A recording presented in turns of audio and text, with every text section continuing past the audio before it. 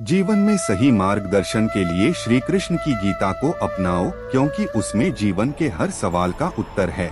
हर समस्या का समाधान कृष्ण की शिक्षाओं में है। बस हमें उन पर विश्वास कर धैर्य रखना है। कृष्ण के उपदेशों में छिपी है वो शक्ति जो जीवन के हर कठिनाई का सामना करने का साहस देती है। जीवन में जो भी हो, श्री कृष्ण की तरह मुस्कुराना कभी मत छोड़ो, यही तुम्हारी सबसे बड़ी ताकत होगी। श्री कृष्ण का संदेश है कि बुराई कितनी भी शक्तिशाली हो, सत्य और धर्म की विजय अंततः होती ही है। कृष्ण ने सिखाया है कि सच्ची भक्ति वही है जो बिना किसी इच्छा के केवल प्रेम और समर्पण से की जाए। श्री कृष्ण के अनुसार हर व्यक्ति अपने कर्मों से महान बनता है, केवल जन्म या भाग्य से नहीं। जब तक श्री कृष्ण का प्रेम हृदय में है, तब तक जीवन में कोई भी कठिनाई बड़ी नहीं लगती। परिवर्तन संचार का नियम है। कल जो किसी और का था, आज वो तुम्हारा है, कल वो किसी और का होगा। खुशी हमें चंद लम्हों के लिए संतुष्टि देती है, परंतु संतुष्टि हमें सदैव खुशी ही देती है। ये तेरी भक्ति का कितना हसीन एहसास है। हे श्री कृष्ण, आपकी तो मेरे हर पल साथ है। जिंदगी में हम कितने गलत हो या सही, सिर्फ दो लोग जानते हैं, आत्मा और परमात्मा। मन का मैल मिटा दो, चारों धाम मेरे अंदर है। शिव मेरे अंदर है, श्री राम मेरे अंदर है। मोहग्रस्त होकर अपने कर्तव्य पथ से हट जाना मूर्खता है, क्योंकि इससे ना तो तुम्हें स्वर्ग की प्राप्ति होगी और ना ही तुम्हारी कीर्ति बढ़ेगी। कर्म की पूजा करो, मैं तो तुम्हारे साथ सदैव खड़ा रहूँगा। जिंदगी में कान्हा जो मिले तो मुझे लगता है मुझे पूरी दुनिया ही मिल गई। परवाह नहीं जमाना खिलाफ रहे, सिर्फ मेरे श्री कृष्ण मेरे हमेशा साथ रहे। असफलता देखकर निराश मत हो, क्योंकि अंधेरे के बाद उजाला तो आता ही है। समय आने पर सबको मिलता है, समय से पहले की चाह ही दुख का कारण बनती है।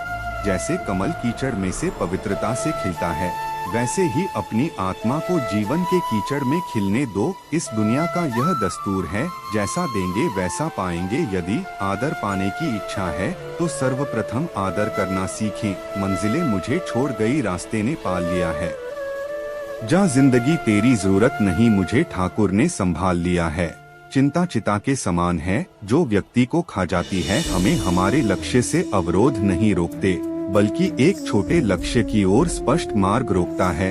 जब भी हम दुखी होते हैं, आंखें बंद करके श्री कृष्ण को याद कर लेते हैं। अगर आपने राधा और कृष्ण के प्रति समर्पण जान लिया, तो समझो अपने सच्चे प्रेम का अर्थ जान लिया। गति के लिए चरणों पर ध्यान देना आवश्यक है, किंतु प्रगति के लिए सदैव आचरण पर ही ध्यान देना चाहिए। निर्बलता ईश्वर देता है, लेकिन मर्यादा मनुष्य का मन स्वयं निर्माण करता है। जैसे तेल समाप्त हो जाने पर दीपक बुझ जाता है, उसी प्रकार कर्म के क्षीण हो जाने पर भाग्य भी नष्ट हो जाता है।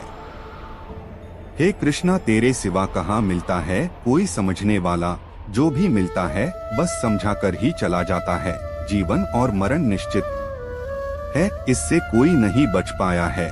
इसलिए मोह माया का त्याग कर अपना कर्म करो। निराशा को त्याग दीजिए, आशा की किरण आज नहीं कल अवश्य चमकेगी। आत्मनियंत्रण और आत्मत्याग के द्वारा ही व्यक्ति परमात्मा को प्राप्त कर सकता है। रिश्तों में अपेक्षा ही कमजोर बनाती है। अपेक्षा तो स्वयं मस्तिष्क में जन्म लेती है। जो मार्ग ईश्वर ने आपके लिए खोला है, उसे कभी भी कोई बंद नहीं कर सकता है। सहना चाहिए, मौके पर कहना भी चाहिए और शांति के साथ रहना भी चाहिए। अपने भीतर श्री कृष्ण को बसाओ, हर कष्ट दूर होगा। अर्थात सत्य ही ईश्वर है। अपने अंदर सत्य का वास रखो, खुद के कर्मों पर संदेह ना करे।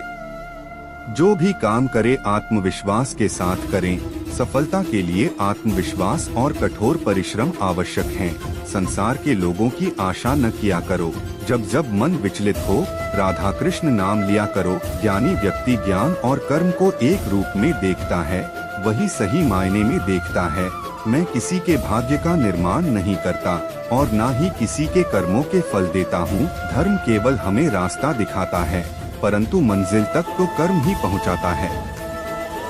शांति से भी दुखों का अंत हो जाता है और शांत चित्त मनुष्य की बुद्धि शीघ्र ही स्थिर होकर परमात्मा से युक्त हो जाती है। क्यों व्यर्थ की चिंता करते हो? किससे व्यर्थ में डरते हो? कौन तुम्हें मार सकता है? आत्मा न पैदा होती है न मरती है। हर काम का फल मिलता है। इस जीवन में ना कुछ खोता है ना व्यर्थ होता है। विषयों का चिंतन करने से विषयों की आसक्ति होती है। आसक्ति से इच्छा उत्पन्न होती है और इच्छा से क्रोध होता है। क्रोध से सम्मोहन और अविवेक उत्पन्न होता है। संयम का प्रयत्न करते हुए ज्ञानी मनुष्य के मन को भी चंचल इंद्रियां बलपूर्वक हर लेती हैं। जिसकी इंद्रियां वश में होती है उसकी बुद्धि स्थिर होती है। जो भी मनुष्य अपने जीवन आध्यात्मिक ज्ञान के चरणों के लिए दृढ़ संकल्प में स्थिर है, वह सामान्य रूप से संकटों के आक्रमण को सहन कर सकते हैं और निश्चित रूप से खुशियां और मुक्ति पाने के पात्र हैं। जब तुम्हारी बुद्धि मोह रूपी दलदल को पार कर जाएगी, उस समय तुम शास्त्र से सुने गए और सुनने योग्य वस्तुओं से भी वैराग्य प्राप्त करोगे। केवल कर्म करना ही मनुष्य के वश में है, कर्मफल नहीं। इसलिए तुम कर्मफल की आसक्ति में ना फंसो तथा कर्म का त्याग भी ना करो। तुम्हारा क्या गया जो तुम रोते हो? तुम क्या लाए थे जो तुमने खो दिया? तुमने क्या पैदा किया था जो नाश हो गया? न तुम कुछ लेकर आए, जो लिया यही से लिया, जो दिया यही पर दिया, जो लिया इसी ईश्वर से लिया, जो दिया इसी को दिया। जो मन को नियंत्रित नहीं करते उनके लिए यह शत्रु के समान कार्य करता है। खाली हाथ आए और खाली हाथ वापस चले। जो आज तुम्हारा है कल और किसी का या परसों किसी और का होगा। तुम इसे अपना समझकर मग्न हो रहे हो। सुख दुख लाभ हानि और जीत हार की चिंता न करके मनुष्य को अपनी शक्ति के अनुसार कर्तव्य कर्म करना चाहिए। ऐसे भाव से कर्म करने पर मनुष्य को पाप नहीं लगता। जब बुद्धि व्यग्र होती है तब तर्क नष्ट हो जाता है। जब तर्क नष्ट होता है तब व्यक्ति का पतन हो जाता है। बुरे कर्म करने वाले सबसे नीच व्यक्ति जो राक्षसी प्रवृत्तियों से जुड़े हुए हैं और उनकी बुद्धि माया ने हर ली है, वह मेरी पूजा या मुझे पाने का प्रयास नहीं करते। अपने अनिवार्य कार्य करो, क्योंकि वास्तव में कार्य करना निष्क्रिया से बेहतर है। मैं सभी प्राणियों की हृदय में विद्यमान हूँ। निर्माण केवल पहले से मौजूद चीजों का प्रक्षेपण है। तुम ज्ञानियों की तरह बातें करते हो, लेकिन जिनके लिए शोक नहीं करना चाहिए उनके लिए शोक करते हो। मृत या जीवित ज्ञानी किसी के लिए शोक नहीं करते। कर्म ही पूजा है। व्यक्ति जो चाहे बन सकता है, यदि विश्वास के साथ इच्छित वस्तु पर लगातार चिंतन करें। मैं काल हूँ, सबका नाशक। मैं आया हूँ दुनिया का उपभोग करने के लिए। न यह शरीर तुम्हारा है न तुम शरीर के हो।